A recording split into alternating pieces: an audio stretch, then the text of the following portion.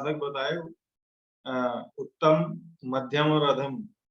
तो तीनों के लिए क्रिया योग की समान रूप से उपयोगिता बताई है। तीनों के लिए वो उसका अनुसरण करना, उसका पालन करना, उसको आत्मसात करना, वो तीनों के लिए आवश्यक है।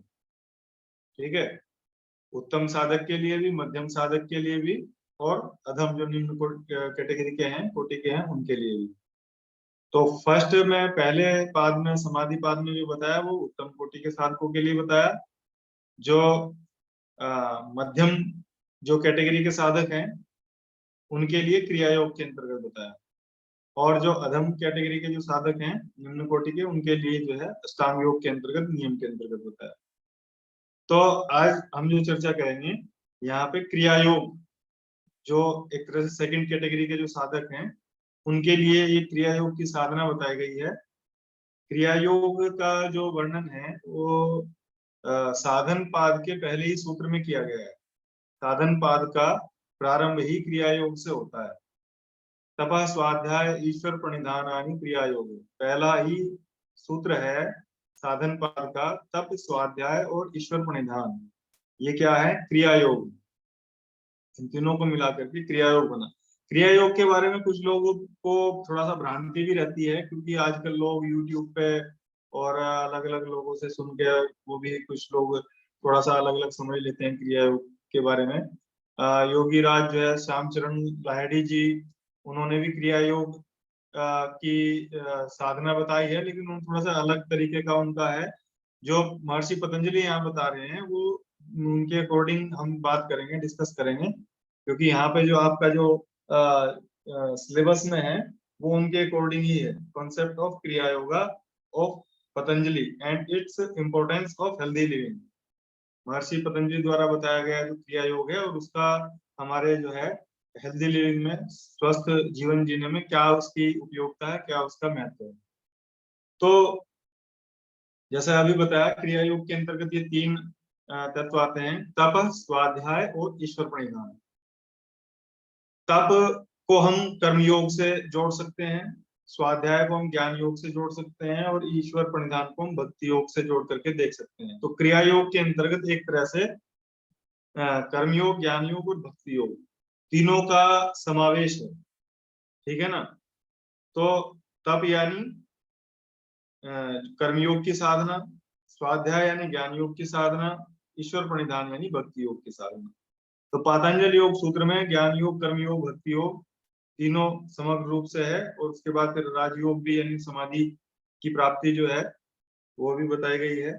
तो तप को अगर देखें हम, व्यास जी ने कहा है तप के बारे में, तपोद्वंद सहनम। तप क्या है? द्वंद्वों को सहन करना। ठीक है, द्वंद्व क्या है? जो एक तरह से विपरीत परिस्थितियां हैं, सर्दी, गर्मी, भूख, प्यास। ठीक है, ये जो विपरीत परिस्थितियां जीवन में, जो भी विपरीत परिस्थितियां आ रही हैं उनको सहन करना, द्वंद्वों को सहन करना, उसको तप कहा है। और तप को अगर देखा जाए तो तप शब्द जो है वो तपाने से बना है। तपाना मतलब जैसे किसी धातु को तपाया जाता है, जैसे लोहार या सुनार अग्नि में लोहे को या सोने चांदी को तपाता है, और सुनार उसको तपा करके उससे उसकी जो अशुद्धियां हैं, उसके ऊपर जो कीट है, उसके ऊपर जो मल है, उसको भस्म करता है अग्नि के द्वारा। क्योंकि अग्नि में जो है जो भी चीज आप डालेंगे वो उसकी अशुद्धियों को भस्म कर देती है। तो तप जो तपाना है, तो तपाने का मतलब क्या है? तपाने का मतलब ये है कि जो साधना के माध्यम से, योग साधना के माध्यम से हम अपने शरीर, मन, इंद्रियों को तपा करके उसे योग की कुछ जो स्थिति है, जो योग लक्ष्य है साधना का, उसके अनुकूल बना पाए। ठीक है ना? चित्त जो है उसके अनुकूल हो, वो ज्ञान उसमें टिक पाए, ठहर पाए, वो पात्रता आए। साधना के तप के माध्यम से जो साधक है वो अपने शरीर, मन, इंद्रियों को तपा करके वो उसके अंदर वो क्वालिटी आ जाती है, वो एक बेस उसमें बन जाता है, जिससे वो साधना के मार्ग में निरंतर आगे बढ़ता है। और उसमें जो प्राप्त होने वाला जो ज्ञान है वो उसमें टिक पाता है। जैसे अगर छलनी है, छलनी के का जो बेस है उसमें छेद रहते हैं, इसीलिए उसे छलनी कहते हैं। तो उसमें जो भी चीज आप डालेंगे, जल डालेंगे या कोई ऐसी बारीक चीज डालेंगे, तो वो क्या होगा, वो निकल जाएगी, लीक हो जाएगी नीचे से। और बेस, उसका बेस अगर मजबूत होगा, बेस उसका पक्का होगा, उसमें छेद नहीं होंगे, यानी कमजोर नहीं होगा, तो उसमें वो ज्ञान टिक पाएगा। तो ज्ञान जो है, ज्ञान से पतला तो कुछ है ही नहीं, ज्ञान तो इतना सूक्ष्म है। एक वो भजन है अनूप जलोटा का, जल से पतला ज्ञान है, क्रोध अगन से भारी, इस टाइप का है कुछ। तो जल ज्ञान जो है वो इतना पतला, इतना महीन है कि वो दिखाई तो देता नहीं है। तो लेकिन उसके लिए बेस जो है, तप रूपी बेस होना बहुत जरूरी है। तप के माध्यम से वो जो है अपने अंदर वो क्वालिटी डेवलप करता है साधक, जिससे वो साधना के मार्ग में आगे निरंतर आगे बढ़ करके वो अपने लक्ष्य को प्राप्त कर सके। एक वो श्लोक आता है उसका, श्वेताश्वतरोपनिषद का, न तस्य रोगो न जरान मृत्यु प्राप्तस्य योगाग्निमय शरीरम। तो जैसे इसमें बताया गया है कि योग अग्नि से जो युक्त हुआ साधक होता है, यानी योग अग्नि में जिसने अपने आप को तपा लिया है, जिसने योग अग्नि में अपने आप को जो है पूरी तरह से युक्त कर दिया है, वो साधक जो है, न तस्य रोगो न जरा न मृत्यु, उस साधक को ना तो कोई रोग आता है, ना जरा कहते हैं बुढ़ापे को, ना कभी उसे बुढ़ापा आता है, ना उसकी मृत्यु होती है। तो जब योगाभ्यास निरंतर करेगा, योग के सिद्धांतों का पालन करेगा, योग युक्त आहार विहार करेगा, तो कभी उसे कोई रोग होगा नहीं। ठीक है ना। दूसरा, जरा कहते हैं बुढ़ापे को, बुढ़ापा कोई आयु का नाम नहीं है, बुढ़ापा है शरीर में रोगों की उपस्थिति का नाम। ठीक। तो बुढ़ापे को आप आयु से जोड़कर नहीं देख सकते हैं। बहुत से लोग आपको ऐसे भी मिलेंगे जो अपने लाइफ स्टाइल को का ध्यान रखते हैं, खान पान का ध्यान रखते हैं, और आज भी वो 80s में 70s में है, तो वो फिट हैं पूरी तरह से अभी भी। हमारे यहाँ चतुर्वेदी जी हैं, 75 के हैं लगभग वो, और वो योगाभ्यास करते हैं, फिट है अपना। तो जो भी व्यक्ति जो है अपने स्वास्थ्य के प्रति, अपने खान पान के प्रति, अपनी सोच के प्रति, अपने विचारों के प्रति अवेयर रहता है। स्वास्थ्य केवल हमारे खाने से और ये सब लाइफ स्टाइल, ये इन चीजों से ही नहीं होता है। हमारे भाव, हमारी सोच, हमारे विचार, इन चीजों पे भी डिपेंड करता है। जो हमारा मेंटल हेल्थ है, मेंटल हेल्थ फिजिकल हेल्थ से ज्यादा जरूरी जो है मेंटल हेल्थ है। फिजिकल हेल्थ भी एक तरह से मेंटल हेल्थ पे ही डिपेंड है। तो दोनों का जो है ध्यान रखना जरूरी है। तो जो इस तरह के जो साधक होते हैं, जो योगाग्नि में अपने आप को तपाते हैं, योग युक्त जीवन जीते हैं, जिसको गीता में कहा गया है, युक्त आहार विहार से युक्त चेष्टस्य कर्मसु युक्त स्वप्नावबोधस्य योगो भवति दुःखः, यानी योग तभी सहायक होगा जब आपकी ये सब बाकी चीजें युक्त होंगी। युक्त मतलब शास्त्रोक्त होंगी। तो बुढ़ापा जो है कोई आयु का नाम नहीं है, बुढ़ापा है जब शरीर की आरोग्य क्षमता कम हो जाती है और शरीर में जो रोग आ जाते हैं वो जाने का नाम नहीं लेते, वो घर कर लेते हैं। ठीक है। जैसे कई बार कोई अतिथि आ जाते हैं और जाने का नाम नहीं लेते, तो इसी तरह से वो रोग भी जो है अतिथि के रूप में आते हैं, लेकिन वो फिर घर कर लेते हैं, जाने का नाम नहीं लेते, कब्जा कर लेते हैं। तो इसीलिए फिर वो पिक्चर भी बनाई गई थी कि अतिथि कब जाओगे। ठीक है। तो ऐसे ही रोगी भी रोग को कहता है कब जाओगे, लेकिन वो घर कर लेता है, क्योंकि शरीर की जो अपनी क्षमता है अंदर से रोगों के लड़ने की, वो जो है उनसे लड़ नहीं पाती, वो कमजोर हो जाती है। तो योग साधना, योगाभ्यास के माध्यम से, योग युक्त जीवन जीने के माध्यम से वो जो है अपने आप को जो है युवा बनाए रखता है। आयु उसकी कुछ भी हो सकती है, तो उसे कभी जरा यानी बुढ़ापा नहीं आता, वो रोगों पर विजय प्राप्त करके रखता है। ठीक है। फिर है मृत्यु। जरा न मृत्यु, मृत्यु जो है, मृत्यु के लिए इसलिए कहा गया है कि मृत्यु सामान्य लोगों के लिए मृत्यु होती है, जो सांसारिक लोग हैं, सांसारिक जीव हैं, प्राणी हैं, मृत्यु उनके लिए होती है। क्यों? क्योंकि वो सांसारिक चीजों में लिप्त रहते हैं। ठीक है। तो इसलिए मृत्यु उनके उनके लिए शब्द है। जो साधक हैं, जो योगी हैं, जो जिन्होंने वास्तविकता को जान लिया है, उनके लिए मृत्यु नाम की कोई चीज नहीं होती। क्योंकि गीता में कहा गया है कि ये जो शरीर है, शरीर जो है ये नष्ट होकर के ये अपने मूल स्वरूप में चला जाता है, और आत्मा अगर मुक्त हो गई है तो वो अपने मूल स्वरूप में चली जाएगी, नहीं तो वो अपने प्रारब्ध के अनुसार अपने कर्मों को, फल को भोगेगी। तो ना तो शरीर की मृत्यु होती, ना आत्मा की मृत्यु होती। शरीर पंच तत्वों से बना हुआ है, तो शरीर पंच तत्वों में विलीन हो जाता है। किसी जो भी प्रक्रिया जिस मत में हो, सनातन धर्म में जो है जलाने की प्रक्रिया है, तो उसमें उसको जला देते हैं तो तुरंत वो अपना पंच तत्व में विलीन हो जाता है, या जल में प्रवाहित करते हैं जो सन्यासी लोग होते हैं उनको, तो उसके माध्यम से भी वो पंच तत्व में विलीन होता है, या मिट्टी में दबाते हैं तो उसके माध्यम से भी होता है। तो सर सॉरी फॉर डिस्टर्बेंस, लेकिन हाँ जी, मृत्यु की डेफिनेशन क्या होगी? शरीर की मृत्यु नहीं होती, आत्मा की मृत्यु नहीं होती है, तो हमें अभी पता पूरा है नहीं कि हुआ ना शरीर विद्या की जी, मृत्यु अभी पूरा नहीं हुआ है। अभी तो मैं रुका नहीं हूँ ना बीच में, अभी पूरा नहीं हुआ, अभी चल रहा है। तो दोनों चीज अपने मूल में मिल जाती हैं। शरीर अपने मूल में मिल गया, और आत्म तत्व जो है अगर वो शुद्ध स्वरूप में है, जीते जी उसने मोक्ष का अनुभव किया, मुक्ति का अनुभव किया, सदेह मुक्ति हुई और शरीर छूट जाता है, तो फिर वास्तविक मुक्ति हो जाती है। तो वो अपने मूल तत्व में मिल जाता है, जैसे पानी से बुलबुला उठता है, फूट करके पानी में विलीन हो जाता है। ऐसे ही जो आत्म तत्व है वो परमात्म तत्व में विलीन हो जाता है, नहीं तो अपने कर्मों के अनुसार अपने प्रारब्ध को भोगता है। वो उसमें अगली आगे योनियों में उसका जीवन होता है। सती मूले तद्विपाको जाति आयु भोग, जब तक मूल में कर्म संस्कार रहते हैं तब तक जाति आयु और भोग उसको मिलते रहते हैं। अब जो विद्या जी का क्वेश्चन है, इसलिए ये क्वेश्चन अब उठना था। अब शरीर की भी मृत्यु नहीं है और आत्मा की भी मृत्यु नहीं है, तो मृत्यु काहे की हो रही है?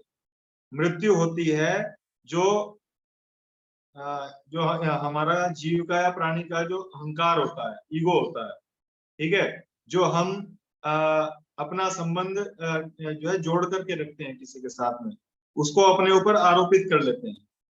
ठीक है, इसका एक उदाहरण अभी मैं दूं आपको कि जीवन संसार में डेली पता नहीं कितने लोग पैदा हो रहे हैं और पता नहीं कितने लोग मर रहे हैं।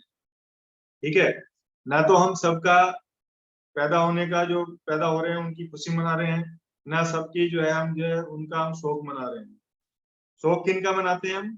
जो हमारे से रिलेटेड है, जिनका हमारे से अटैचमेंट होता है, जिनका हमारे से कुछ रिलेशन है। ठीक है, वो शोक क्यों होता है?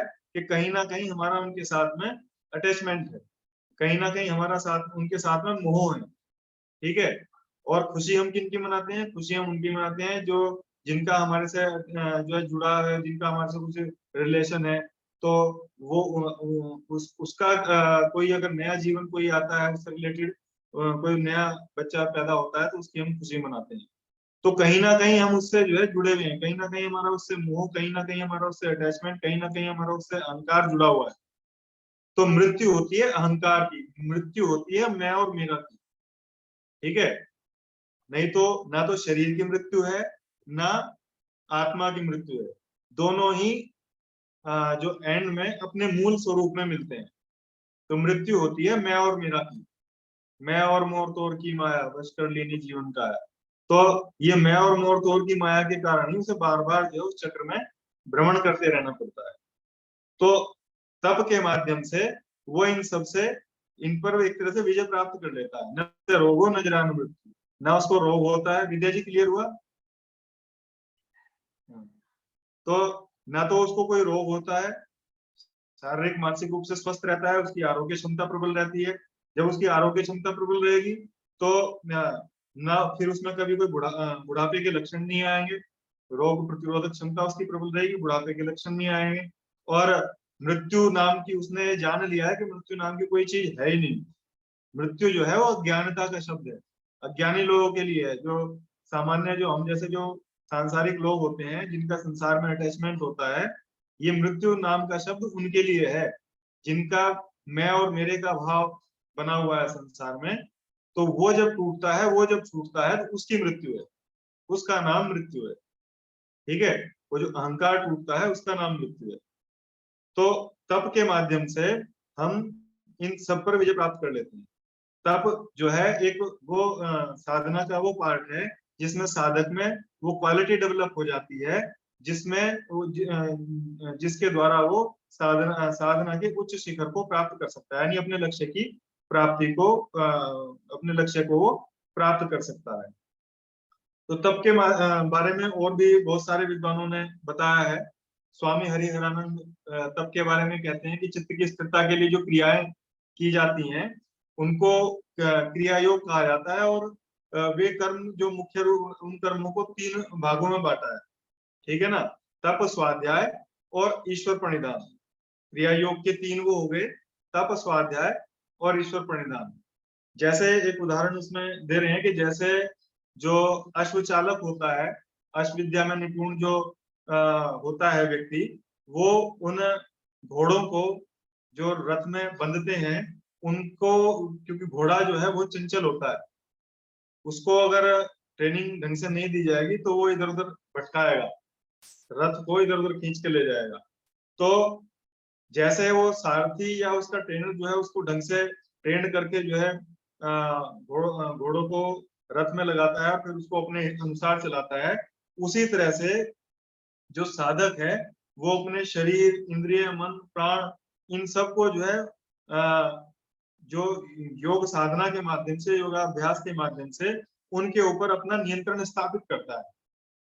तो इस शरीर, मन और इंद्रियों के ऊपर जो उसका नियंत्रण स्थापित करने में जो उसको कठिनाई, उसको विघ्न बाधाएं सामने आते हैं, तो उसको भी तप कहा गया है। साधना में इसी को तप कहा गया है। शास्त्रों में और भी 3 प्रकार के तप बताए हैं, कायिक तप, वाचिक तप, मानसिक तप। कायिक मतलब काया यानी शरीर से संबंधित, वाची यानी वाणी से संबंधित, और मानसिक तप यानी मन से संबंधित। तो साधना में जो बहुत सारी प्रतिकूलताएं आती हैं, शारीरिक रूप से जो है सर्दी, गर्मी, भूख, प्यास, इन सबको साधना में हम झेलते हैं, या और अन्य शारीरिक जो प्रतिकूलताएं आती हैं समय समय पर साधना के बीच में, तो वो सब उनको सहन करना, उनको उनसे न घबराना, उनको फेस करते हुए अपने मार्ग पर निरंतर आगे बढ़ते रहना, उसको भी तप कहा है। और इसके अलावा जो उपवास आदि की जो प्रक्रियाएं हैं साधना में, उनको भी शारीरिक तप के अंतर्गत रखते हैं। दूसरा है वाचिक तप। वाचिक यानी वाणी के द्वारा। तो वाणी से यानी जो भी हम वचन बोल रहे हैं, जो भी हम वाणी से शब्द बोल रहे हैं, तो सबसे बड़ा तप तो कहा गया है सत्य को, सत्य का आचरण करना है सबसे बड़ा तप है। और पतंजलि कहते हैं कि सत्य प्रतिष्ठायाम क्रिया फलाशत्वम, यानी सत्य की जिसकी दृढ़ स्थिति हो जाती है, जिसकी वाणी जो है सत्य में प्रतिष्ठित हो जाती है, उसको फिर कुछ बोलने की आवश्यकता नहीं होती, वो उसको कुछ करने की आवश्यकता नहीं होती, फिर उसकी वाणी से जो शब्द निकलते हैं वो पूर्ण हो जाते हैं। तो वाणी पर अगर जो है केवल सत्य ही आता है, तो ये भी अपने आप में एक बहुत बड़ा तप है। सत्य का पालन करना, सत्य का अनुसरण करना, उसका आचरण करना, ये भी अपने आप में बहुत बड़ा तप है। इसको वाचिक तप कहते हैं। इसके अलावा मधुर बोलना, मीठा बोलना, प्रिय भाषण करना, और जो है बेकार की बातों में ना पड़ना, यानी बेकार के शब्द मुंह से ना निकालना, अनावश्यक ना बोलना, कटु वचन ना बोलना, अपने बड़ों का सम्मान करना, वाणी के द्वारा जो है उनका आदर करना, सम्मान करना, उनको कटु वचन ना बोलना, अपने जो छोटे हैं उनके प्रति जो है कटु वचन ना बोलना, उनको स्नेह करना, ये सब यानी वाचिक तप का मतलब है वाणी की मधुरता, वाणी का माधुर्य, ठीक है।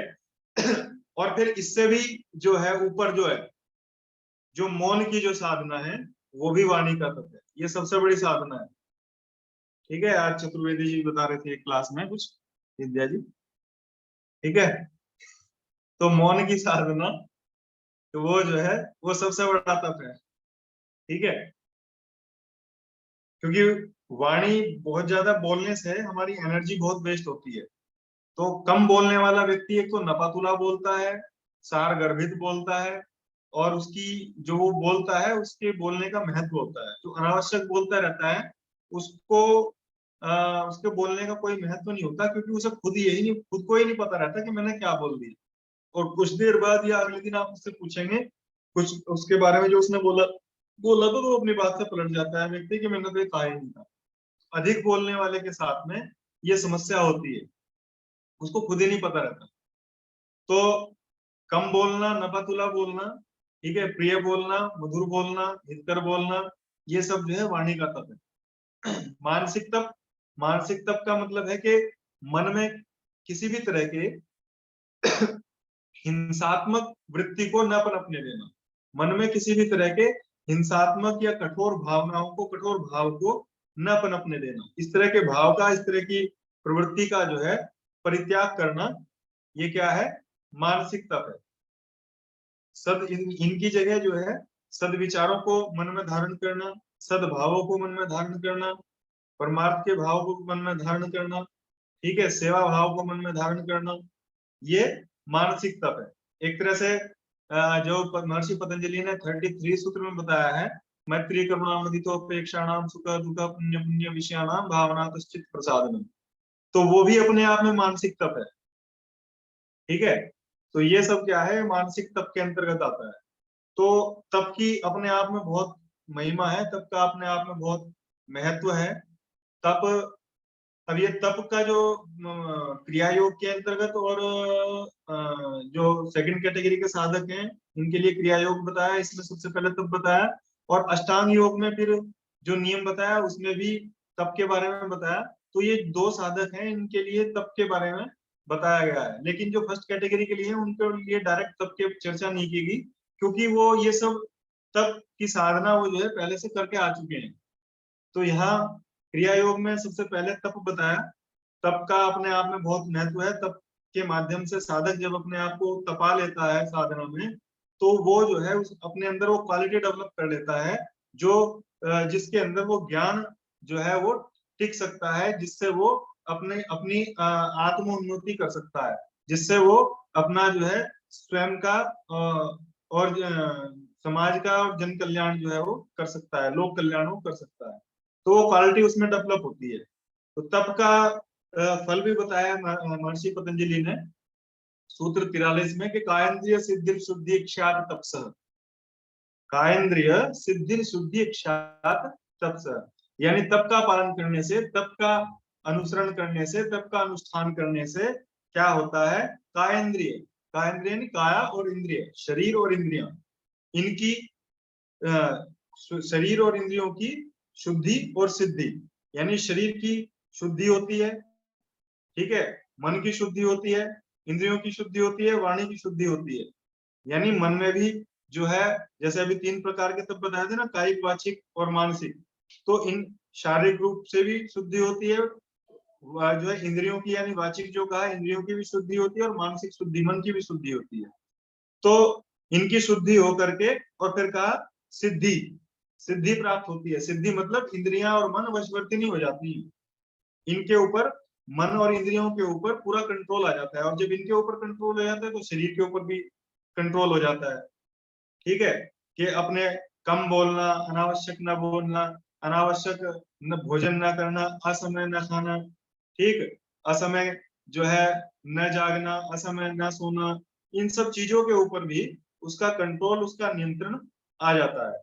तो ये तप का फल बताया एक तरह से सूत्र 43 में, कायेंद्रिय सिद्धि शुद्धि इच्छात तपसः, यानी तप का पालन करने से, तप का अनुष्ठान करने से शरीर और इंद्रियों की जो है वो सिद्धि और शुद्धि होती है। शारीरिक मानसिक अशुद्धियों का जो है नाश होता है, भस्म होती है तप में अशुद्धियां, और इंद्रियां जो है वशवर्तनी हो जाती है, मन और इंद्रियों पर पूरा नियंत्रण आ जाता है। और साधना में यही आवश्यक है। योग साधना में जो है इंद्रिय और मन के ऊपर जिसने नियंत्रण स्थापित कर लिया, वही जो है साधना में विजय प्राप्त कर सकता है, वही अपने लक्ष्य को प्राप्त कर सकता है। क्योंकि साधना में जब साधक आगे बढ़ता है, योग साधना में जब साधक आगे बढ़ता है, तो बहुत सारे प्रकृति के प्रलोभन उसके सामने आते हैं, बहुत सारी सिद्धियां, बहुत सारी शक्तियां अनायास ही उसके सामने प्रकट होने लगती हैं। प्रकृति उसके ऊपर अपने आप को सरेंडर कर देती है, समर्पण कर देती है। तो वो क्या होता है, वो उससे प्रकृति के प्रलोभन होते हैं वो उसको भटकाने के लिए, जिसको पतंजलि योग सूत्र में विभूतियां कहा गया है। तो वो उन प्रलोभनों से भटक सकता है। तो जब साधक जो है वो तप के माध्यम से अपने आप को तपा लेगा, तो वो मजबूत हो जाता है, उसका बेस मजबूत हो जाता है। फिर वो इन छोटी मोटी चीजों में ये चीजें उसके लिए बहुत छोटी चीजें होती हैं, उसका लक्ष्य बहुत ऊंचा हो जाता है। तो जिसका लक्ष्य ऊंचा हो जाता है वो फिर छोटी मोटी चीजों में, छोटे मोटे लालच में वो नहीं पड़ता, उसके लिए बहुत तुच्छ चीजें हो जाती हैं। क्यों? क्योंकि ये सब चीजें क्या है, ये नश्वर है, ये उसको अपने मार्ग से, उसके अपने लक्ष्य से उसको भटकाने वाली है, ये उसे पता लग जाता है। तो इस तरह से पहला क्रिया योग का पहला जो अंग है वो क्या है? तप है। दूसरा बताया स्वाध्याय। स्वाध्याय मतलब स्वयं का अध्ययन। स्वयं का अध्ययन तप में, गीता में भी ध्यान है मेरे, गीता में भी तप के बारे में बताया गया है। तीनों गुणों के आधार पर तप बताया है उसमें, सात्विक तप, राजसिक तप और तामसिक तप, गुणों के आधार पर।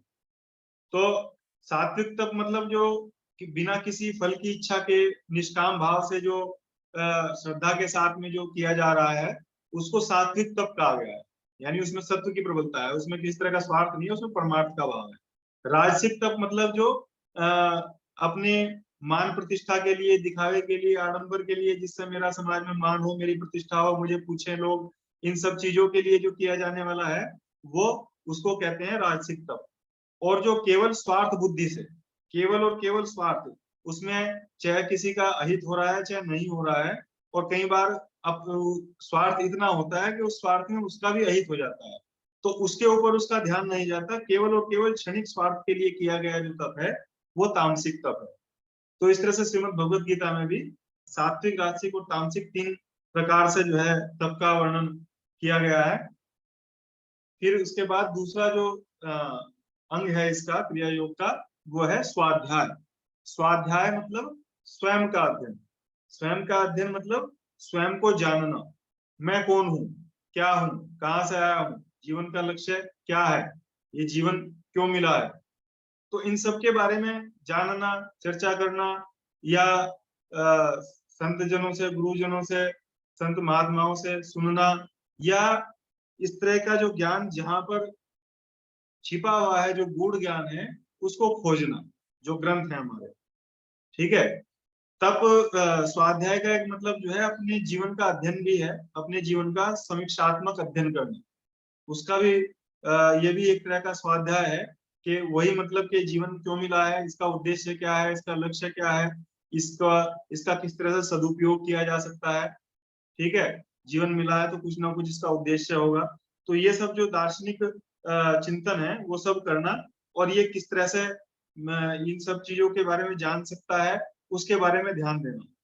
तो इन सब के बारे में, या तो स्वयं के बारे में यानी उस आत्म तत्व के बारे में, मैं कौन हूँ, उसका ज्ञान या तो किसी समर्थ गुरु के द्वारा ही हो सकता है, या जो सत्संग आदि के द्वारा, जो जहाँ पर इस तरह की चर्चाएं होती हैं, जहाँ पर इस तरह के लोग, इस तरह का क्लाइमेट, इस तरह के लोगों का वातावरण हो, जो जहाँ पे केवल इसी तरह की चर्चाएं हों, उसके माध्यम से, या जो इन चर्चाओं को जो कर रहे हैं उन लोगों ने जो उन ग्रंथों का जो अध्ययन किया है, यानी उन ग्रंथों की जिन्होंने अनुभूति की है, जिसमें जो है उस आत्म तत्व के बारे में बताया गया है, उसकी अनुभूति के बारे में बताया गया है।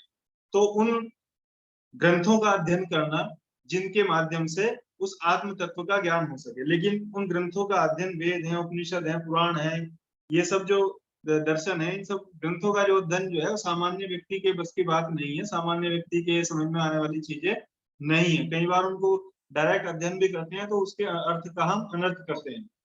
ठीक है। जैसे बहुत सारी चीजें अभी पॉलिटिक्स भी चल रही है, इन चीजों के ऊपर अभी रामायण की एक छपाई थी, उसके ऊपर भी काफी हो रहा। तो ये बहुत सारी चीजें हैं, अब उसमें वो किस परिप्रेक्ष्य में कही गई है, हम उसे किस परिप्रेक्ष्य में समझ रहे हैं।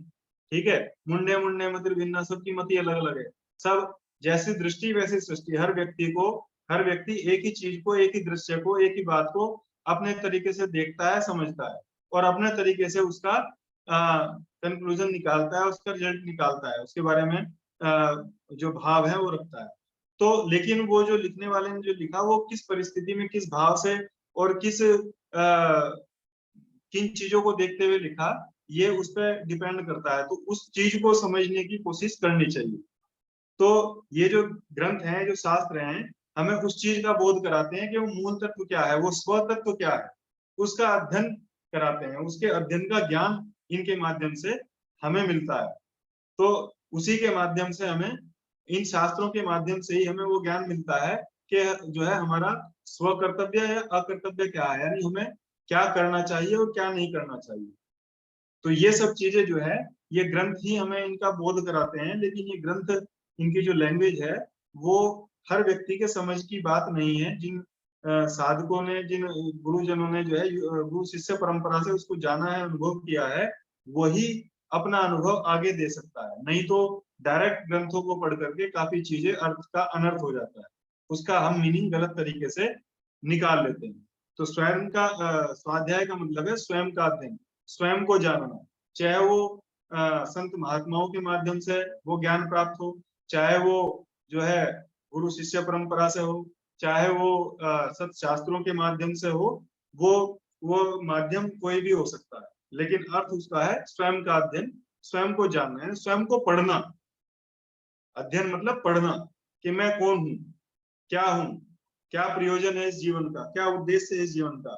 ये सब जो चीजें हैं इनको जान करके और जो उसका जो चरम लक्ष्य है, जो उद्देश्य है, उस तक पहुंचने की जो प्रक्रिया है वो प्रारंभ करना। ठीक है, वो प्रक्रिया जो है उस स्वाध्याय के माध्यम से होती है। इसके अलावा जो हमारे संत महात्मा हुए हैं, योगी लोग हुए हैं, ऋषिगण हुए हैं, जिनकी हम आपके सिलेबस में भी है, शायद अभी आपने पढ़ी होंगी नहीं पढ़ी होंगी, जीवनियां होती हैं योगियों की, उनका जो जीवन वृत्त होता है, तो वो भी एक तरह का स्वाध्याय है। वो स्वाध्याय क्यों है? क्योंकि महर्षि पतंजलि ने कहा है चित्त प्रसादन के उपाय में कि वितराग विषयम वा चित्तम, यानी ऐसे वितरागी महापुरुषों के जीवन चरित्र को, उनके जीवन वृत्त को अपने चिंतन का विषय बनाना चाहिए, उनका हमें स्वाध्याय करना चाहिए, जो वितरागी हैं। वितरागी मतलब जो संसार में जिनकी आसक्ति नहीं है, संसार से जो विरक्त हैं, ऐसे साधक जिन्होंने अपने जीवन के चरम लक्ष्य को प्राप्त किया है, ऐसे साधक जिन्होंने योग साधना के द्वारा जीवन का जो उद्देश्य है, जीवन का जो चरम लक्ष्य है, उसको प्राप्त किया है। उन साधकों के, उन योगियों के जीवन वृत्त का अध्ययन करना, जिससे उनके जीवन में जो घटनाएं घटी हैं, उनके जीवन में जो चीजें उन्होंने अनुसरण किया है, जिन चीजों का उन्होंने आत्मसात किया है, जिस तरह का उनका जीवन रहा है, वो कुछ लक्षण हमारे अंदर, हमारे जीवन में आ सकें और हम भी उनके पद चिन्हों पर चल के कुछ अपना कल्याण कर सकें, अपने आप को जानने की प्रक्रिया कुछ कहीं से हम शुरू कर सकें। तो वो भी स्वाध्याय है, जिसको महर्षि पतंजलि में चित्त प्रसादन के अंतर्गत भी बताया गया है। तो जब ऐसे संत महात्माओं के जीवन वृत्त को पढ़ते हैं तो हमारे चित्त की शुद्धि होती है, और चित्त की शुद्धि होने पर ही स्वाध्याय हो सकता है। जब तक चित्त की शुद्धि नहीं होगी तब तक स्वाध्याय नहीं हो सकता, यानी स्वयं का अध्ययन नहीं हो सकता। तब तक तो हम बाहर की चीजों में ही लिप्त रहते हैं ना, बाहर की चीजों का अध्ययन करते रहते हैं, दूसरे का अध्ययन करते रहते हैं, दूसरे को जज करते रहते हैं, दूसरे को वाच करते रहते हैं, अपने आप को हम वाच नहीं करते, अपनी गलतियों को या अपनी समीक्षा को हम नहीं देखते, नहीं करते। ठीक है ना? तो स्वाध्याय मतलब अपनी समीक्षा करना, अपने जीवन का अध्ययन करना, उसमें सही गलत क्या है, पॉजिटिव समीक्षा मतलब उसके पॉजिटिव निगेटिव देखना, तो उसकी जितनी नकारात्मकता है उनको दूर करते हुए सकारात्मकता को बढ़ाते हुए योग साधना में आगे बढ़ना, और जो चरम लक्ष्य है जीवन का उसको प्राप्त करना। इसीलिए पतंजलि कह रहे हैं स्वाध्याय का फल बताते हुए कि स्वाध्याय इष्ट देवता संप्रयोग है। सूत्र साधन पाद के 44वें सूत्र में कह रहे हैं कि स्वाध्याय से इष्ट देवता का साक्षात्कार होता है। इष्ट कौन है? इष्ट यानी जिसको गीता में कहा गया है कि ईश्वर सर्वभूतानां हृदय तिष्ठति अर्जुन, जिसको श्वेता सूत्र उपनिषद कह रहे हैं ईश्वर जो है वो सब प्राणियों के हृदय में विराजमान है, पहले जो श्लोक में कहा गया है। तो कहने का मतलब है कि वो ईश्वर तत्व जो सब प्राणियों के हृदय में विराजमान है, उसका साक्षात्कार होता है। क्यों? क्योंकि वो कहीं बाहर नहीं है, वो अपने अंदर ही है। और जब चित्त की शुद्धि स्वाध्याय के माध्यम से चित्त का शोधन हो जाता है, वो स्वाध्याय के माध्यम से बाहर की वृत्तियों को हटा करके जब वो भीतर में उतरने लगता है, तब वो जो है उस ज्ञान रूपी प्रकाश का जो उदय होकर के उसकी अनुभूति उसे होती है। क्योंकि परमात्मा को कहा गया सत्यम ज्ञानम अनंतम ब्रह्म, तो ज्ञान रूपी बीज जो है उसके हृदय में विराजमान है। उसकी खोज वो धीरे धीरे जब अंतर्मुखी होता है तो उसकी खोज जो है वो प्रारंभ हो जाती है। अंतर्मुखी होने से ही उसकी खोज प्रारंभ होती है, बहिर्मुखी रहेगा तो उसकी अनुभूति नहीं हो सकती। तो इष्ट, इष्ट किसे कहते हैं? इष्ट मतलब जो आवश्यक है, इष्ट मतलब जो हमें प्राप्त करना है, इष्ट मतलब जो हमारे जीवन का लक्ष्य है, उद्देश्य है, उसे इष्ट बोलते हैं। और उस इष्ट की प्राप्ति, उस इष्ट की अनुभूति, उस इष्ट का ज्ञान या उसका साक्षात्कार होने के लिए ही, उसे जानने के लिए ही हमें बार बार जन्म और मनन के चक्र में पड़ना पड़ रहा है। जब तक उसकी अनुभूति नहीं होती, जब तक उस आत्म तत्व की अनुभूति नहीं होती, तब तक उस परमात्म तत्व का अनुभव नहीं हो सकता। तो उस आत्म तत्व को जानकर ही परमात्म तत्व को जान, यानी उसमें उससे तादात्म्य किया जा सकता है, यानी आत्मा और परमात्मा का मिलन हो सकता है। इसीलिए पतंजलि कह रहे हैं कि स्वाध्याय से इष्ट देवता का साक्षात्कार होता है, यानी उस आत्म तत्व का साक्षात्कार होकर के उसका लय जो है वो परमात्म तत्व में हो जाता है। जैसे अभी बताया था कि पानी से बुलबुला उठता है, फूट करके पानी में विलीन हो जाता है। तो इस तरह से स्वाध्याय से जो है वो इष्ट देवता का साक्षात्कार हो जाता है। साक्षात्कार का मतलब है कि उसकी अनुभूति, उसका अनुभव, ठीक है ना, कि वो कोई ऐसा कोई तत्व नहीं है कि जिसको देखा जाए या छुआ जाए या सुना जाए। मतलब कहने का यह है कि वो इंद्रियों का विषय नहीं है। उपनिषद कहता है कि वो इंद्रियों का विषय नहीं है, वो सूक्ष्म अति सूक्ष्म है। इंद्रियां जो है वो जो स्थूल पदार्थ हैं उनको ही पकड़ सकती है, और वो सूक्ष्म से भी सूक्ष्म है। तो उसे सूक्ष्म से भी सूक्ष्म, सूक्ष्म अति सूक्ष्म कहा गया है उसको। तो उसको पकड़ना इंद्रियों के बस की बात नहीं है, वो तो अनुभूति का विषय है, वो तो अनुभव का विषय है। तो उसका अनुभव किया जा सकता है जो स्वाध्याय के माध्यम से होता है। और फिर ईश्वर प्रणिधान, अंतिम जो इसका अंग है क्रिया योग का, ईश्वर प्रणिधान। ये बहुत महत्वपूर्ण तत्व है। इसके बारे में हम पिछली क्लास में पूरा 1 घंटा उसके ऊपर चर्चा हुई थी। तो ईश्वर प्रणिधान का मतलब क्या है कि मनसा वाचा कर्मणा, मन वचन कर्म से अपने आप को ईश्वर के प्रति समर्पित कर देना, छोड़ देना, अपने आप को पूरी तरह से सरेंडर कर देना। तन तेरा मन तेरा, तेरा पिंड और प्राण, सब कुछ तेरा ही है, तेरा तुझको अर्पण क्या लागे मेरा। तो पूरी तरह से अपने आप को ईश्वर के प्रति समर्पित कर देना। जो भी कर रहे हैं वो ईश्वर की प्रेरणा से, उसकी आज्ञा से या उसी के द्वारा निर्धारित किया हुआ कर्म कर रहे हैं। जो खा रहे हैं वो उसके द्वारा दिया गया प्रसाद खा रहे हैं, उसका भोग लगा प्रसाद खा रहे हैं। यदि घूम रहे हैं तो उसकी परिक्रमा हो रही है। कहने का मतलब है कि जो भी कुछ हो रहा है वो उसी के लिए हो रहा है और उसी में हो रहा है, उसी को समर्पित है। तो उसे कहा गया है ईश्वर प्रणिधान। यानी अपने, ये एक तरह से भक्ति योग का स्वरूप है ईश्वर प्रणिधान। अपने आप को भाव के साथ, पूरी तरह से शुद्ध भाव के साथ में उस ईश्वर तत्व को, अपने इष्ट को समर्पित कर देना। तो ईश्वर प्रणिधान का भी फल बताया कि अपने आप में ईश्वर प्रणिधान एक ऐसा तत्व है कि अगर पूरी तरह से साधक उसमें अपने आप को सरेंडर कर देता है, समर्पित कर देता है, न्योछावर कर देता है अपने इष्ट के प्रति, तो समाधि सिद्धि ईश्वर प्रणिधान। पहले भी बताया था कि ईश्वर प्रणिधान से समाधि की सिद्धि, डायरेक्ट समाधि की सिद्धि करा सकता है।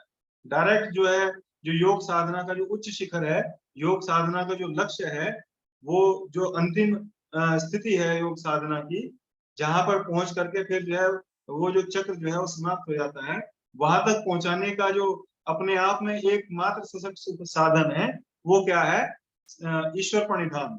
अन्य साधन भी हैं, लेकिन ये साधन एक ऐसा साधन, उन साधनों में और चीजें भी उनके साथ में सहायक तत्व हैं, लेकिन ईश्वर प्रणिधान एक ऐसा साधन है कि डेली मतलब इसको डायरेक्ट अगर साधक इसी को ही, इसका ही अनुसरण करता है तो वो पूरी तरह से उस योग साधना के उच्च शिखर पर पहुंच जाता है, यानी समाधि की उपलब्धि उसे हो जाती है। लेकिन ये इतना इजी नहीं है जितना इजी सुनने में लगता है। समर्पण होना, सरेंडर होना, ये इतना इजी नहीं है। कहीं ना कहीं हमें जो ईगो जो है वो रोकता है हमारा, कहीं ना कहीं जो तर्क बुद्धि है, बुद्धि में जो तर्क वितर्क चलता रहता है वो रोकता है। तो ये सब चीजें जो है वो समर्पण नहीं होने देती, ठीक है, क्योंकि पूर्व संस्कार उसी तरह के हैं। पूर्व संस्कार अगर जो है साधना के रहे होंगे तो कहीं ना कहीं वो समर्पण का भाव आएगा। अगर उस तरह के संस्कार नहीं है तो समर्पण का भाव नहीं आता। अगर कहीं इस तरह की चर्चा चल रही है, कहीं इस तरह का जो है बातें हो रही है, इस तरह क्लाइमेट है, तो जो निगेटिव भाव वाले जो लोग होते हैं, जो जिनकी इन चीजों में रुचि नहीं है, वो लोग इस तरह की बातें सुन भी नहीं सकते हैं, और ऐसी स्थिति में, ऐसे स्थान पर वो बैठ भी नहीं सकते हैं। उन्हें बड़ा भारी लगता है, उन्हें ऐसा लगता है जैसे उनके कान में जो है कुछ तेजाब या गर्म लोहा करके डाल दिया हो। तो कहने का क्यों है ऐसा? क्योंकि उनके चित्त में जो गंदगी भरी हुई है, मल भरा हुआ है, उस इस तेजाब के माध्यम से वो गंदगी जो है भस्म होना शुरू होती है, जिससे उनके उनके चित्त में वो पीड़ा होनी शुरू हो जाती है। इसलिए जो है वो कष्ट उन्हें अनुभव होता है, इसलिए वो वहां पर बैठ नहीं सकते, वो चीजें वहां वो सुन नहीं सकते। ऐसे वातावरण में वो उनके लिए रहना जो है कठिन होता है। ठीक है, तो ईश्वर प्रणिधान के करने से, पिछले उसमें हमने काफी चर्चा की ईश्वर प्रणिधान के बारे में, तो यहाँ मैं इतना ही बताऊंगा कि ईश्वर प्रणिधान के द्वारा जो है साधक को जो है वो डायरेक्ट जो है समाधि की सिद्धि होती है, समाधि जो है उस तक वो पहुंच पाता है। तो ये क्रिया योग जो है जो मध्यम साधकों के लिए बताया, तप, स्वाध्याय और ईश्वर प्रणिधान, ये जो मध्यम कोटि के जो साधक हैं, ये अगर केवल इन तीनों का ही अनुसरण करें, इन तीनों को ही आत्मसात करें, इन तीनों को ही फॉलो करें और पूरी तरह से अपने आप को इसमें लगाएं, तो इसके माध्यम से वो जो है अपने लक्ष्य को प्राप्त कर सकते हैं। क्रिया योग का भी फल यही बताया है, समाधि भावनार्थम क्लेश तनुकरणार्थस्य, यानी उसके चित्त में जो अविद्या जनित जो क्लेश हैं, जो दुख उसने अपने ऊपर आरोपित किए हुए हैं, वो सब जो है वो धीरे धीरे क्षीण होने लगते हैं। क्लेश तनु करणार्थ से वो तनु हो जाते हैं, शांत हो जाते हैं, और शांत होकर के धीरे धीरे जब साधक वो साधना में बढ़ता रहता है तो धीरे धीरे क्षीण होने लगते हैं, नष्ट होने लगते हैं। ध्यान के द्वारा जब साधक जो है आगे साधना में बढ़ता है तो कहा गया है कि ध्यान हेयास तद्वृत्य, यानी इन क्लेशों की जो वृत्तियां हैं वो ध्यान के द्वारा वो त्यागने योग्य है, ध्यान के द्वारा उनको दूर किया जाता है। और कहा समाधि भावना, और समाधि की भावना कराने वाला है। तो ये क्रिया योग जो है दो फल इसके बताए हैं, क्लेशों का तनुकरण और समाधि की भावना कराने वाला, यानी समाधि की ओर अग्रसर कराने वाला। तो दूसरे अध्याय के दूसरे सूत्र में, यानी साधन पाद के दूसरे सूत्र में ये क्रिया योग का फल बताया है, समाधि भावनार्थ क्लेश तनुकरणार्थ, यानी समाधि की सिद्धि कराने वाला है क्रिया योग, और क्लेशों का तनुकरण करने वाला है, यानी उनको शांत करने वाला है, उनको निष्क्रिय करने वाला है। तो पहले सूत्र में साधन पाद की क्रिया योग के बारे में बताया, दूसरे सूत्र में क्रिया योग का फल बताया। अब इसके साथ में आपके सिलेबस में दिया है कि जो क्रिया योग है उसका क्या इंपॉर्टेंस है हमारे स्वस्थ जीवन जीने में, ठीक है ना। स्वस्थ जीवन जीने में क्रिया योग की क्या उपयोगिता है, क्या महत्व है।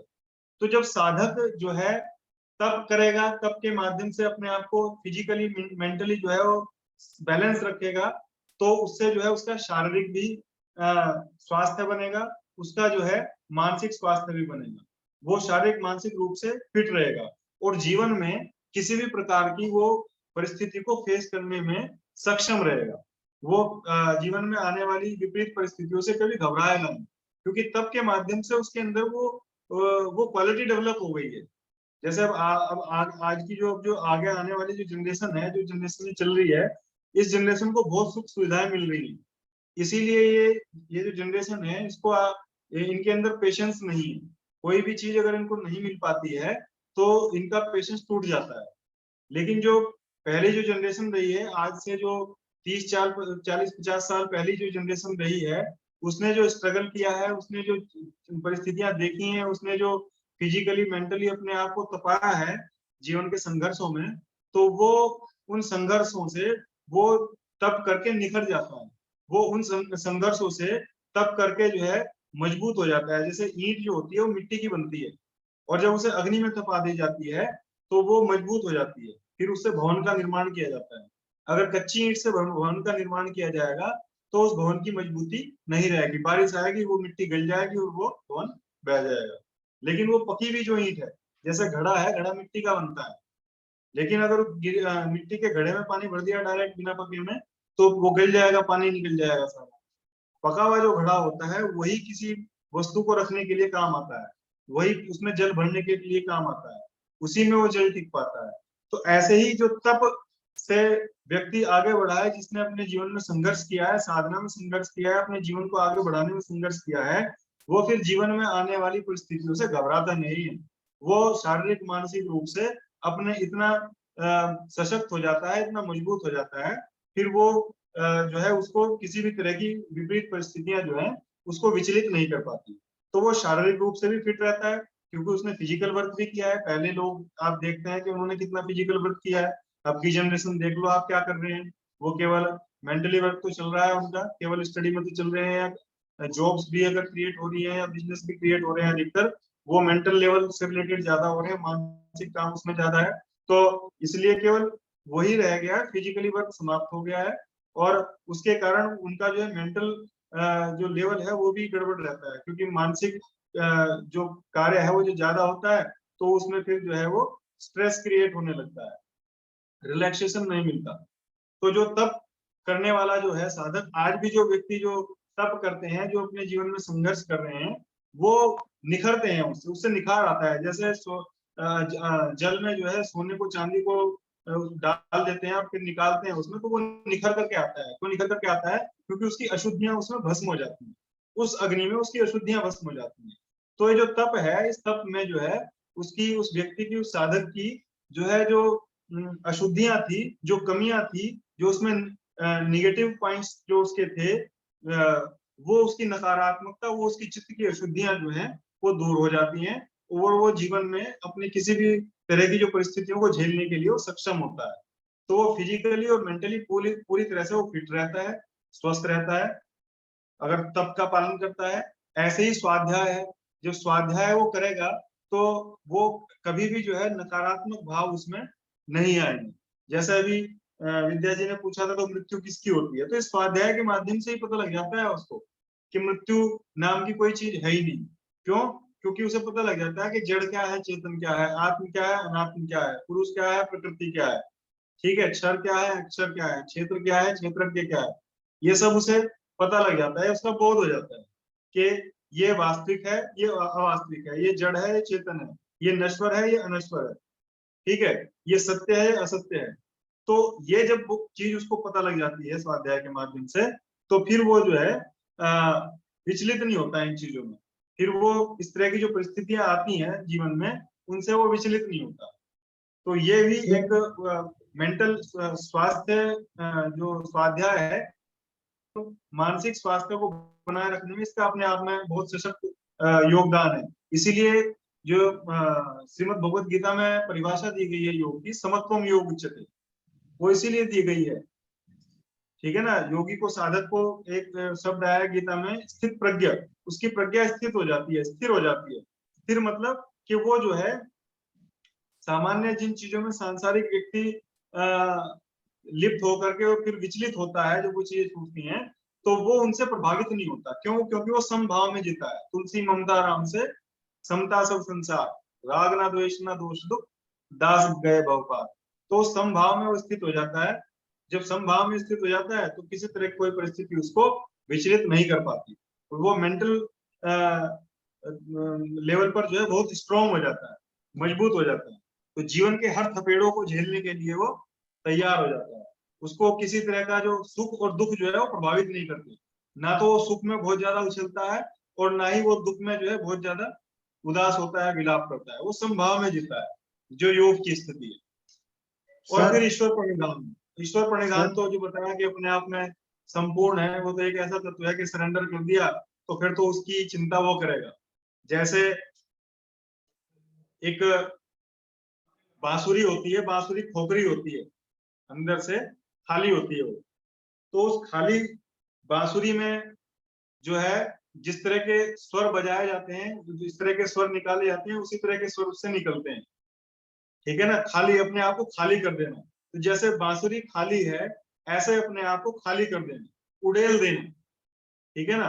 तो जब ईश्वर के प्रति अपने आप को उड़ेल दिया, खाली कर दिया, तो अब फिर उसकी जिम्मेदारी ईश्वर की हो जाती है, परमात्मा की हो जाती है, उस इष्ट की हो जाती है। तो इस तरह के बहुत सारे उदाहरण देखने में भी आते हैं, पहले भी चर्चा कर चुके हैं हम ईश्वर प्रणिधान में, कि बहुत सारे, चाहे भक्त प्रहलाद के लिए को, चाहे द्रौपदी के लिए को, धन्ना जाट के लिए को, बहुत सारी, नरसिंह मेहता की कहानी आपने सुनी होगी। बहुत सारे ऐसे भक्त हुए हैं, बहुत सारे ऐसे साधक हुए हैं जिनके लिए उसे आना पड़ा है, उसके लिए वो बाध्य होता है। भक्त के लिए भगवान बाध्य होता है, ठीक है ना।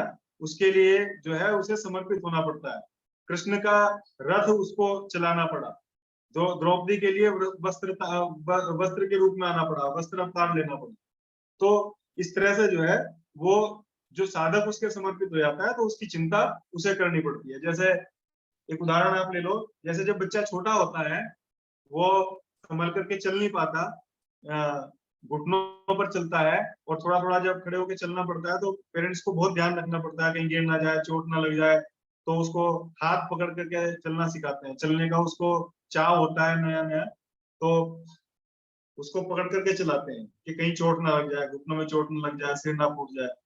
लेकिन जब वो अपने आप चलने लगता है, दौड़ने लगता है, बड़ा हो जाता है, जिसको कहते हैं कि अपने पैरों पे खड़ा हो गया, तो जब वो हो जाता है फिर पेरेंट्स को उसकी चिंता उतनी नहीं रहती।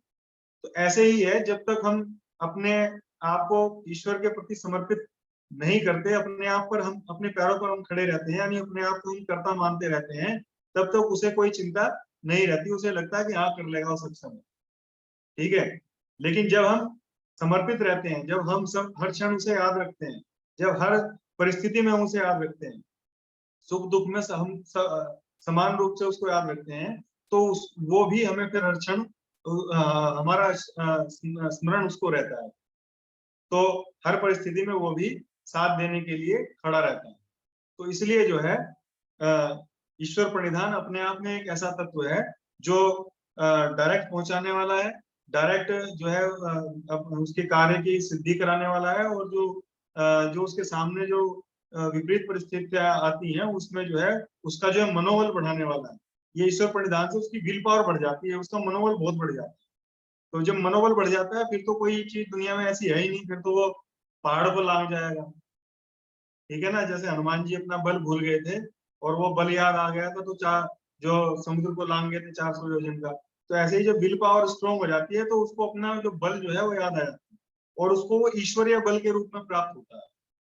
तो इस तरह से जो ये तत्व हैं, ये तीनों ही तत्व अपने आप में ऐसे हैं कि अगर इनका हम अनुसरण करते हैं, इनका हम अपने जीवन में आत्मसात करते हैं, तो ये इस क्रिया योग के इन तत्वों के माध्यम से हम अपने जीवन को जो है स्वस्थ रूप से जी सकते हैं।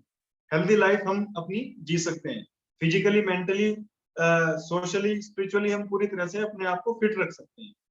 तो योग के जितने भी तत्व हैं, इनके मूल में स्वास्थ्य तो छुपा ही हुआ है। जैसे मैं कहता हूँ कि ये तो उसका बायो प्रोडक्ट है, ठीक है ना। क्योंकि योग के सिद्धांतों के अनुसार, योग के प्रिंसिपल्स के अनुसार अगर हम चलते हैं, तो ये सब चीजें क्या है, ये सब उसका बायो प्रोडक्ट है। स्वास्थ्य तो वो अपने आप आएगा, क्योंकि हम योग में जो योग के जो प्रिंसिपल्स हैं, सिद्धांत हैं, वो क्या है, वो नेचर के अनुकूल है। हम नेचर के अनुकूल चलते हैं, हम नेचर के साथ चलते हैं। तो जब नेचर के साथ चलेंगे तो शरीर भी नेचर से, प्रकृति से बना हुआ है, तो शरीर स्वस्थ अपने आप रहेगा, ठीक है ना। फिजिकली, मेंटली जो स्वास्थ्य है वो अपने आप हमें मिलेगा। तो इन्हीं के साथ, इन्हीं शब्दों के साथ आज का जो सर सर मेरा टॉपिक एक है क्वेश्चन। कंप्लीट करते हैं। क्वेश्चन सर पूछिए मेरा आप। मैं बहुत देर से क्वेश्चन पूछने की कोशिश कर रहा हूँ सर, आप इतना धारा प्रवाह बोलते हैं कि ब्रेक ही नहीं मिला नहीं, बाद में ही बोलना चाहिए। हाँ जी। मेरा सर एक्चुअली स्वाध्याय से रिलेटेड क्वेश्चन था कि जैसे दो क्वेश्चन है सर, जैसे मैं कौन हूँ और मेरा जीवन का उद्देश्य क्या है। ये जनरली ये क्वेश्चन ऐसा होता है, हर जगह पूछा ही जाता है, और इसका आंसर एक जनरल मिलता है कि आप एक आत्मा है और आपके जीवन का उद्देश्य जो है परम पिता परमात्मा से साक्षात्कार है। ये जनरल एक आंसर सुनने के लिए मिल जाता है। हाँ जी। लेकिन जो हमारा जन्म हुआ वो भी तो पर्टिकुलर किसी उद्देश्य से ही हुआ होगा ना। जैसे जैसे अभी आपने हनुमान जी का उदाहरण दिया था, तो हनुमान जी का जीवन का उद्देश्य क्या था, श्री राम जी की सहायता करना, तो उनका एक पर्टिकुलर उद्देश्य है। तो हमारे भी पर्टिकुलर जीवन का एक उद्देश्य होगा, तो वो उद्देश्य अब ये वो तो परम उद्देश्य हो गया आत्म साक्षात्कार, और जो ये वाला उद्देश्य है, ये उद्देश्य तो हम अभी समझ ही नहीं पा रहे हैं। तो फिर हम उस उद्देश्य को कैसे पहुंच पाएंगे वहां तक? नहीं, देखो, वो तो वही तो चीज है ना। उद्देश्य आप समझ लो साधना, और वो उसका जो उससे प्राप्त होने वाला जो फल है वो है परम उद्देश्य, जो आपने कह दिया। देखो, जीवन का जो उद्देश्य, अब उद्देश्य जो चीजें, अब मान लीजिए हम जिस क्लाइमेट में, जिन परिस्थितियों में हम हैं, ठीक है, जो हमारी रिस्पॉन्सिबिलिटीज हैं, उनको भी साथ में लेकर के हमें उनको भी पूरा करना हमारा उद्देश्य है। लेकिन वो क्या है, वो निम्न है, जिनको हम प्रायोरिटी पे रखते हैं, वो एक तरह से सेकेंडरी, ठीक है ना। दिखाने के लिए वो प्राइमरी होनी चाहिए, लेकिन वास्तव में अंदर से वो सेकेंडरी होनी चाहिए। मतलब कि वो तो करना ही करना है, वो तो लेकर के चलना ही, लेकिन मेन जो उद्देश्य है उस ध्यान एक पे रहना चाहिए, एक तत्व पर, ठीक है ना। दृष्टि अटल पर, वोट कमल पर। जब अटल बिहारी प्रधानमंत्री के लिए पहली बार खड़े हुए थे, कैंडिडेट थे वो, तो ये एक स्लोगन दिया गया था, दृष्टि अटल पर, वोट कमल पर। तो इसीलिए दृष्टि हमारी जो है वो उस परम तत्व पर होनी चाहिए। यानी हमारा लक्ष्य स्पष्ट होना चाहिए, कहने का मतलब ये है। ठीक है। नहीं, वो तो सर ठीक है, लेकिन मेरा क्वेश्चन ये था कि जो हमारे एक परम लक्ष्य हो गया और एक लक्ष्य हो गया, जीवन का लक्ष्य, तो हम अभी जीवन का लक्ष्य ही नहीं समझ पा रहे, हम तो अपने हिसाब से अपने कार्य देखो करते सुनो, चल। अब इसको आप थोड़ा सा ना वो कर लिया आपने, डिफिकल्ट कर लिया।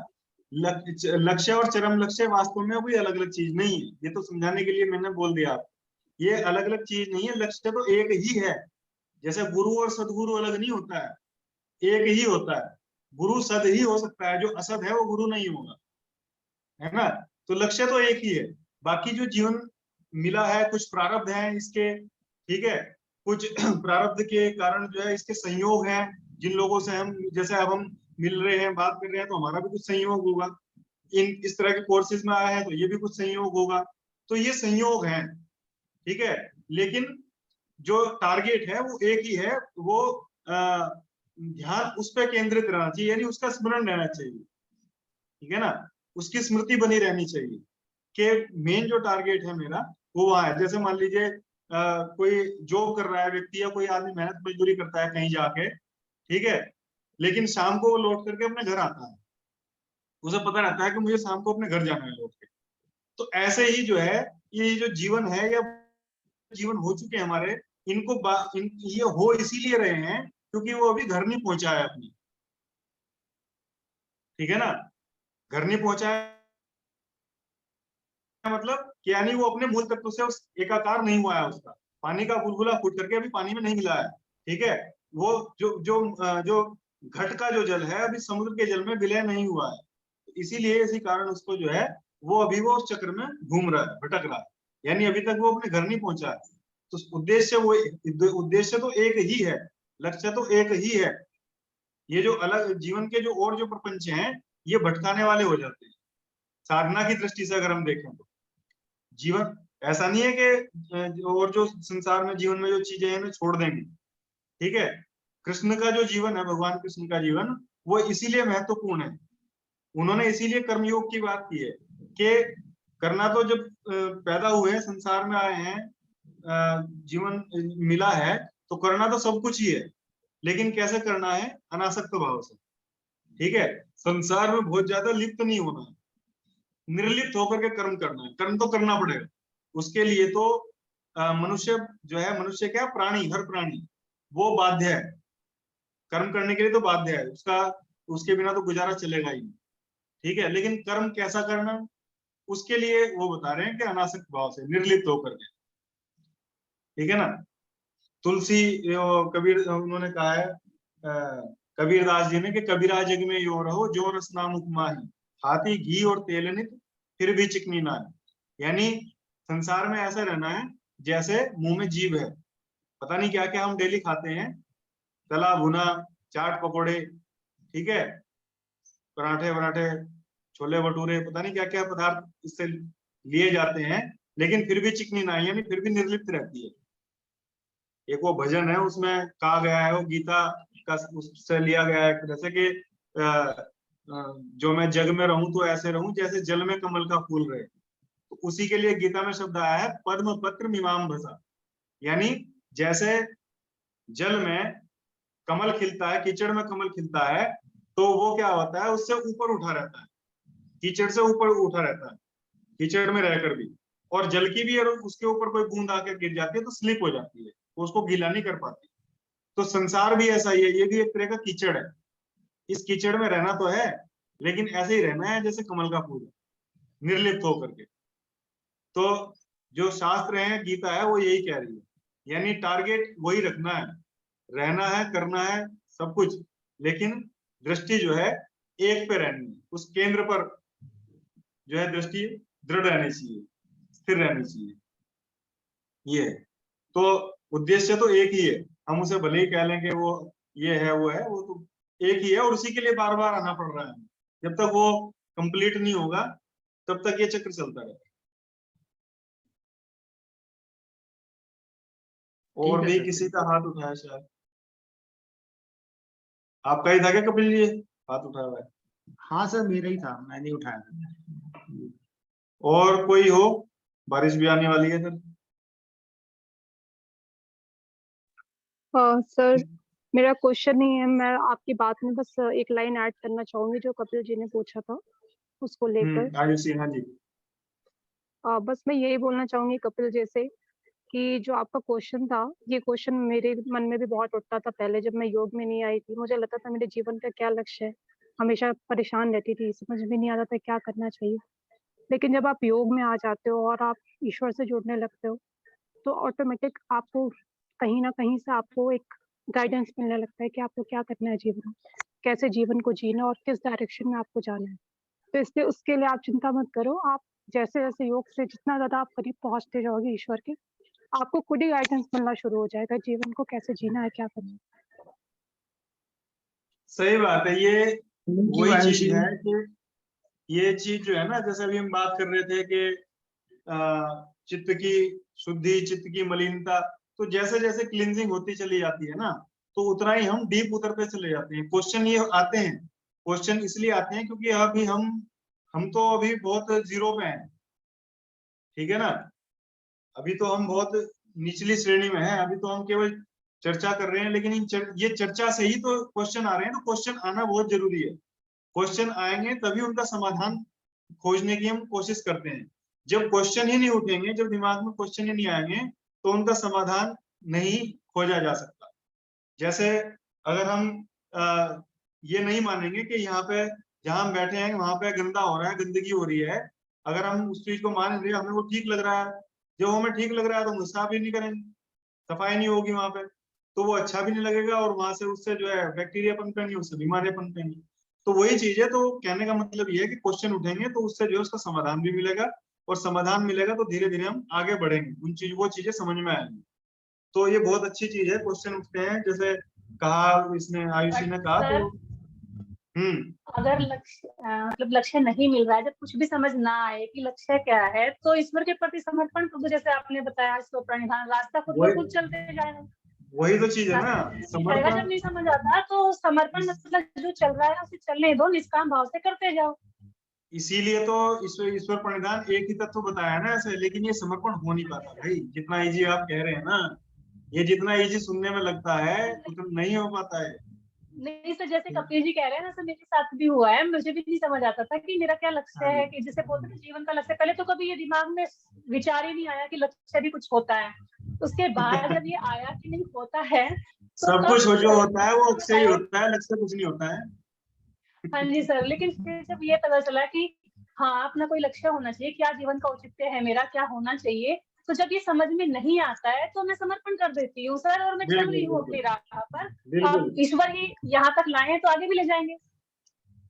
ये सिद्धांत होना चाहिए अपने जीवन का कि जहां हम, वैसे तो पूरा ही होना चाहिए, पूरा ही समर्पण होना चाहिए, लेकिन जहां कहीं आकर के अटक जाते हैं, जहां चीजें हमारे से बाहर हो जाती हैं, वहां उस पर छोड़ दो, ठीक है ना।